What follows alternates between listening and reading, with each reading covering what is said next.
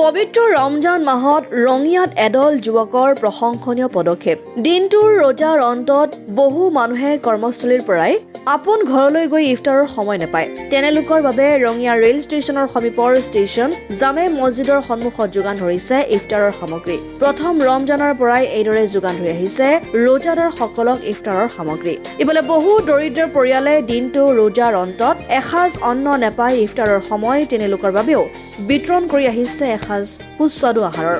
এইদল যুৱকৰ এনে পদক্ষেপক শলাগিছে এতিয়া ৰঙিয়াৰ সচেতন মহলে। মানে আমি এই ইফতাৰৰ আয়োজনটো কৰিছো যিবিলাক মানুহ অসুবিধাত আছে, মানে ধৰি লওক কোনোবা ই ৰিক্সা চলাই, কোনোবা দোকান আছে, ঘৰ দূৰত, অসুবিধা সিহঁতৰ ইফতাৰ কৰাত, বা কিছুমান আমাৰ ষ্টেচনখন ওচৰতে আছে, ভ্ৰমণকাৰী বিলাক আছে, যিবিলাকৰ ইফতাৰটো অসুবিধা হৈ পৰে যি ইফতাৰৰ যোগাৰখিনি পোৱাত।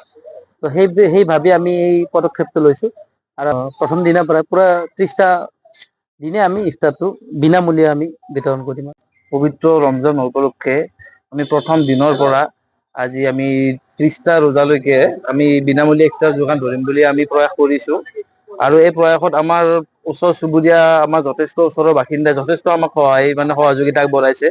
আৰু আমাৰ উঠি অহা প্ৰজন্ম সকলোৱে আমাৰ লগত মানে পুৰা আমাৰ হিন্দু মুছলিম মিলি লাগিছে এই বস্তুটোত।